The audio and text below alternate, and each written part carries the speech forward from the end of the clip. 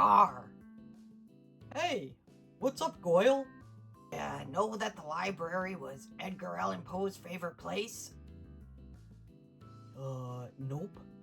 Why is the library Edgar Allan Poe's favorite place? Because it's poetic. Oh. Oh, I'm so weary of these bad jokes. Will they ever end? Nevermore. Now, as you know, Edgar Allan Poe was a prolific writer. I mean, the guy wrote everything from essays and literary criticism to poems and short stories. And he also wrote science and detective fiction and even a little nonfiction. But what literary history best remembers Poe for are his short tales of terror. Now, Poe's ability to craft a narrative that would make the bravest of the brave shudder demonstrates his mastery of the macabre. So come join me while I dig into all the gothic, ghoulish goodness of one of my favorite Poe stories, and that is The Fall of the House of Usher. So come join me. I mean, seriously, come join me because I'm scared to go alone. Now, there's a lot to pick apart in this story, but before I do, there will be spoilers in this video because there's really no way I can talk about the story without giving away some major plot points.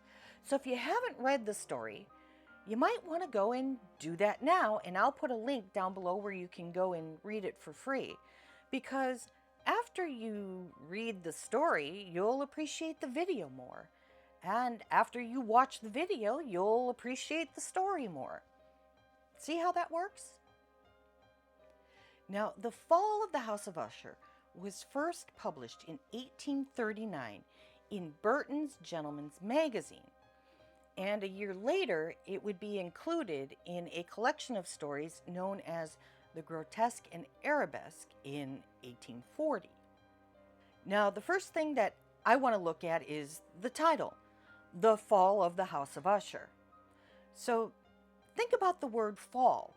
I mean, that in itself has a lot of different connotations.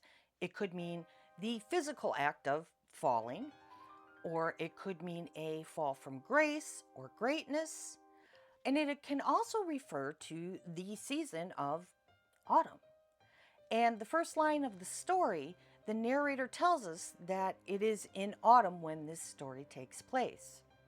Now, autumn is my favorite time of year, but it's also the time of year where things start to wither and slowly decay. And that's exactly what's happening with the house and the ushers.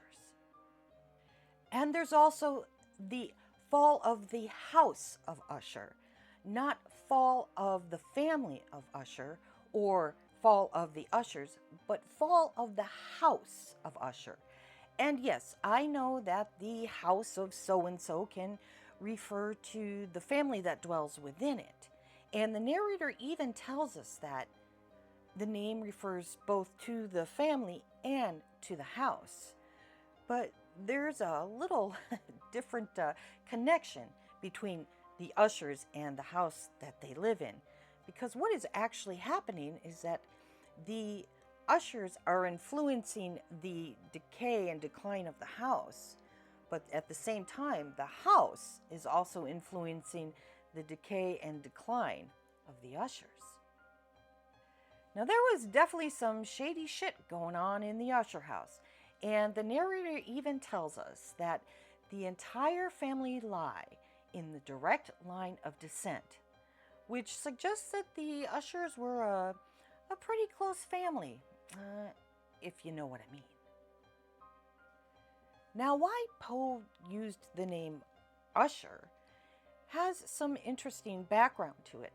Now, when Poe's mother died, he was temporarily in the custody of some friends of hers, and their name was Luke and Mrs. Usher. I have no idea what her first name was.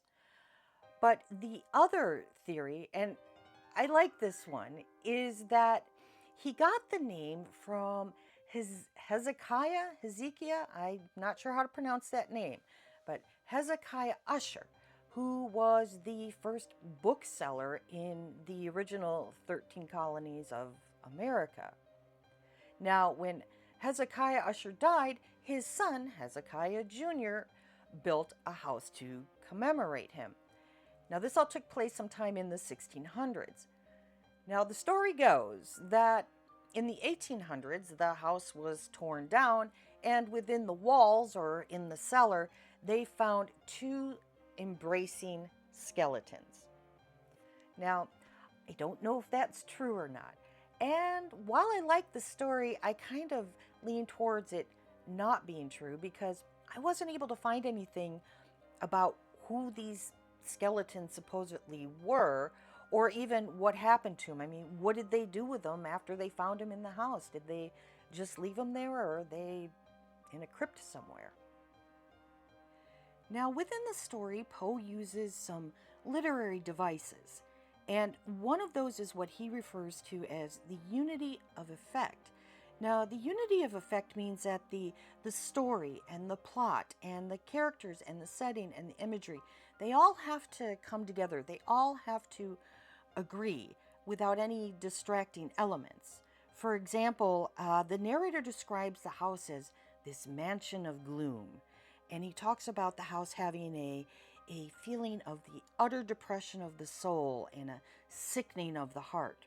Now imagine if the next line Poe was writing about the beautiful garden that surrounded the house, full of brightly colored flowers and lush greenery. Well, you'd read that and be like, what the fuck, Edgar? Now, the narrator describes the house as having vacant eye-like windows, and Poe is using a literary device here known as pathetic fallacy. And pathetic fallacy is a term that was coined by the Victorian art critic John Ruskin.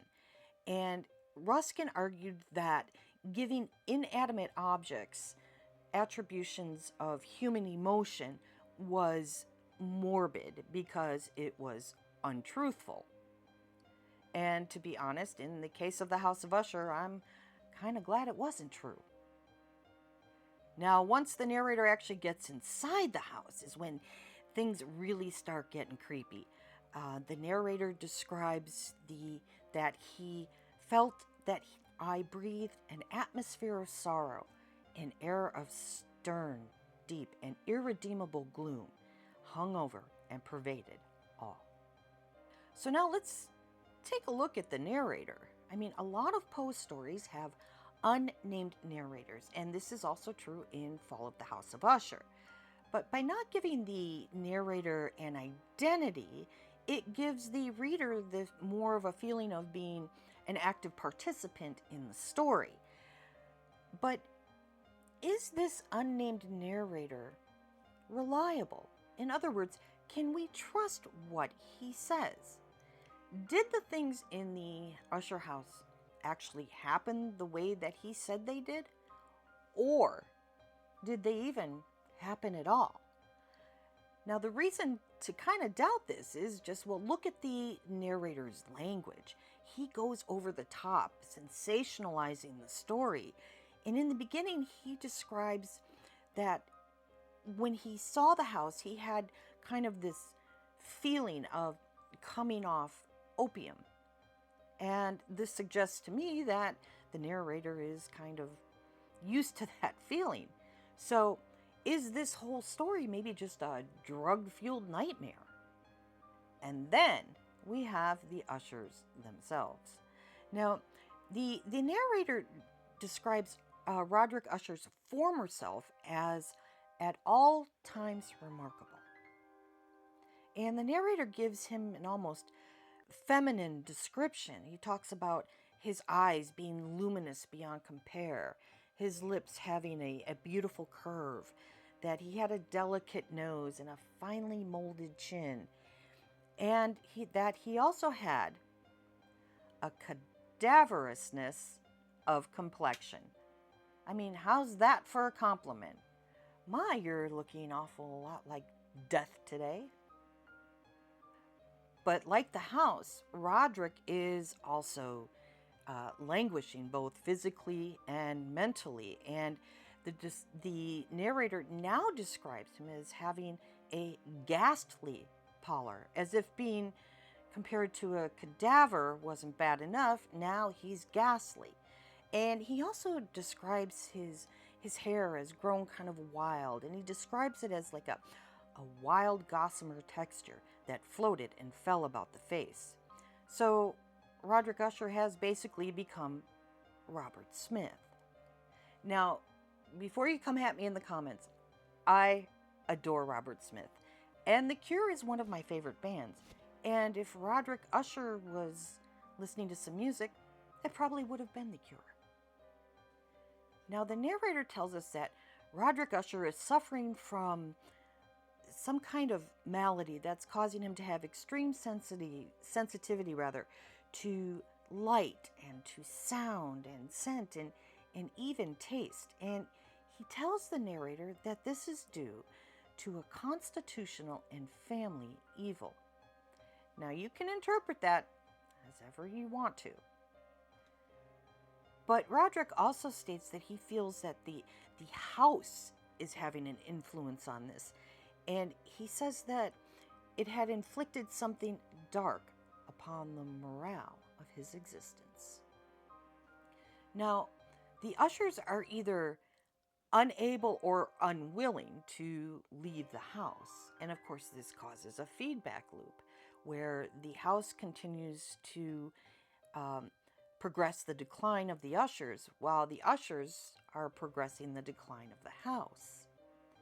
And this gives the feeling of the house being sentient or morbid, as Ruskin would describe it. But regardless, this helps to amplify the feeling of dread that's not only being felt by the narrator, but also the reader, as Poe gradually starts to add more and more tension to the story. And this all gets amplified with the appearance of Lady Madeline. Now, Lady Madeline never speaks to the narrator, and she never makes eye contact with him. As a matter of fact, it's like she doesn't even know that he's there. And when the narrator catches a glimpse of her, he doesn't see her walk by. He describes her as having passed slowly, which gives her a more spectral feel. And this sighting of Lady Madeline also causes the narrator to give a little foreshadowing, because he states that the glimpse of Lady Madeline would thus probably be the last I should obtain, at least while she was living. Now, if you've read the story, you know that Lady Madeline supposedly dies that night. And over the next couple of days, the narrator tries to relieve some of Roderick Usher's grief by painting and playing music and reading books with him. Now, shortly after Lady Madeline dies, Roderick asks his friend, the narrator, to help move Lady Madeline's coffin into the crypt below. Now, his reasoning for wanting to put Madeline in the crypt or the vault rather than burying her in the family burial plot is because he doesn't trust the doctor. He is worried that the doctor will have Madeline's body exhumed by body snatchers so that he can do a little exploring and try to figure out what this mysterious illness is that she died from, because that's one thing about Poe. I don't know if you've noticed this, if you've read a lot of his stories, but all the women in his story die from some kind of weird unnamed disease. Now, once they get the coffin down into the vault, they decide to crack open the lid and have a peek, as you do. And it's this time when the narrator discovers that Roderick and Madeline are twins. I don't know why he didn't know this before if him and Roderick were childhood friends, unless maybe Madeline was born after the narrator stopped being friends with Roderick. I don't know. That seems a little weird that he's just discovering that. But the other thing that the narrator states is that Madeline had the lingering smile upon the lip, which is so terrible in death. And this is the part that really creeps me out, because the narrator tells us that the vault is immediately beneath the portion of the building in which was my own sleeping apartment. Now, the reason that this creeps me out is because many, many years ago, decades if I'm honest, my first trip over to the UK, I stayed with a friend and his mum, and I stayed in the guest room. Well, my friend's father had passed within that year, and it was one day at breakfast that his mom told me that I was actually staying in the room where he died. Now, needless to say, I didn't sleep real well the rest of the time I was there. Nothing happened. I didn't have any creepy experiences, but that may be because I slept with the lights on. Now, getting back to the story, as I said earlier, the narrator states that Lady Madeline has supposedly died, and that it was because she was suffering from a disease that caused a cataleptical nature, which means that her body would go into a trance-like state and she wouldn't necessarily respond to any external stimuli. Now, this would give the appearance of death, but if Roderick and the narrator both knew that she was suffering from this, why wouldn't they check to make sure that she was actually dead? I mean, they seemed awfully quick to get her in that coffin and chuck her down in the vault. And so I wonder, is Roderick trying to keep the narrator or Madeline from reaching out to the narrator and telling him some of the weird shit that's been going on in the house? Or is the narrator a accomplice to all this? He knows all this and he's helping his friend, well, get rid of Madeline. Now, once Madeline is actually in the vault, this is the point where Roderick really loses his shit. I mean, his complexion somehow becomes even a more ghastly hue, and his voice has a tremulous quaver, as if of extreme terror. And I think it's because Roderick knows damn well that he buried his sister alive. And this is the thing that's starting to drive him even a little bit more insane than he initially was. Now, there's a lot in this part of the story that you can unpack, depending on how deep into the weeds you want to go. You could apply some literary theory here. You could look at it from a feminist perspective and say that Madeline's being put in the crypt was a form of oppression. And when they open the coffin to take a look at her, that's exploitation.